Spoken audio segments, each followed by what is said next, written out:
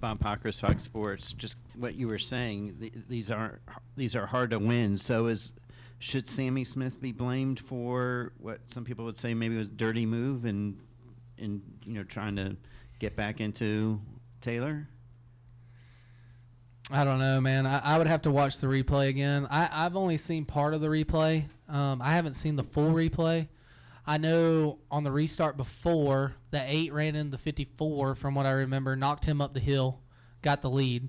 So then on the restart after, then the 54 did it to him. I mean, I'm thinking that's kind of fair game there. The only thing that could have been done differently is the 8 probably not running the 54 as hard. But, again, like, I don't know how you put blame on anybody. I mean, it's Martinsville, and if you really, really, like, dissect throughout the whole entire field, let's not look at just the top 5, because I know we will focus on the top 5 the majority of the race. Let's look at everybody in the entire field. Everybody is beating everybody's doors off. Like, we are just running into each other. We're beating each other's back bumpers off. I had so much front end damage and rear damage by the end of the race. It's just comical to me, like how much we destroy our race cars. Like, these race cars are very expensive to fix, and we just come here and we just destroy them, and we know we're going to do it. Like, even all the race teams, they know we're going to destroy the race cars. So I don't see how I can put any blame on anybody. I mean, we saw what I was able to do, or what I was willing to do to win the race. So, like, I'm probably not the greatest guy to ask, because at the end of the day, I said in one of my interviews on the front stretch, I feel like I've been pushed around a lot here at Martinsville, and I this race put my helmet on with horns out of it, and was like, look, I'm going to be extremely aggressive all day, and wherever I end up, I end up. If I make people mad, I make people mad. I bring my 21 team, all my guys to the racetrack, and I don't really care about everybody else. And that's kind of the mindset I had going into this race. Now, don't get me wrong, I have that mindset every week, but this one's kind of like, you take it up an extra notch. The only thing I'll say about the whole entire race that I hate more than anything that happened was when I got loose on getting into one. I ran into the 16. I wrecked my freaking teammate. The 2 car got wrecked out because of a dumb move that I made, just being so bonsai'd into the corner into one, and I just wrecked him. Wasn't trying to do that. Like, I got loose under braking on entry. I ran into the 16 and kind of ran the 16 up the hill, and it ran him into the 2. So I feel really bad about all that. I know a lot of people probably don't think that I do, but at the end of the day, the 2 car, like, we share chassis and we share race cars with each other. So, like, wrecking a teammate the way I did hurts me in a sense. So it's like, I hate that it went down the way it did. I'm hoping that him and I can talk about it. It's probably kind of late right now, so hopefully him and I can talk about it tomorrow, and I can just voice my apology, and hopefully he retains it and doesn't feel too hard on me about it. But out of all the stuff that happened tonight, that is the only thing I take away from tonight that I feel bad about, is wrecking my teammate. All right, John. John Newby, Savage Ventures. First off, it makes you feel better. Justin said he doesn't fault anybody for what happened in overtime because of what's at stake. Yeah, and he kind of told me that in Victory Lane. So yeah, it was reassuring hearing him say that. Then my actual question is, when you have these situations, like you said, that kind of turn comical, Justin told me it's a shame that Martinsville's gotten to this point. Matty D said that he went from loving short tracks to looking more forward to Kansas, Darlington, because there's not as much chaos that happens.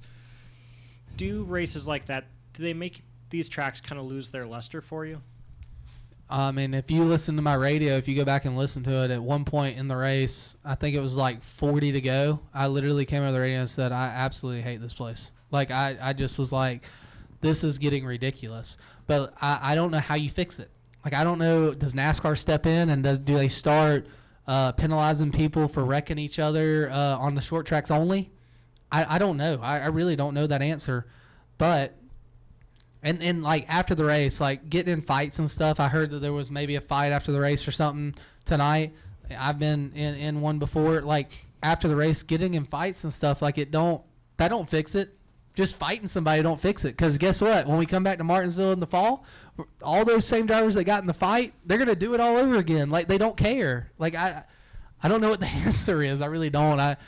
I wish Allgaier was sitting here. I think he's really good at answering these type of questions. I wish he was sitting here and him and I could kind of bounce the ideas off each other. But I think a change needs to be made, but I don't know what that change is. I really don't.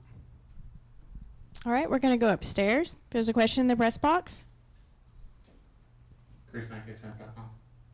Hey, Austin. I was just wondering, when the respect goes out the window, is it the win if you're in situation, or is it the pressure from the team, the pressure from the sponsor, or just how hard is it to win, or is it all contributing factors to see the madness that we see go on?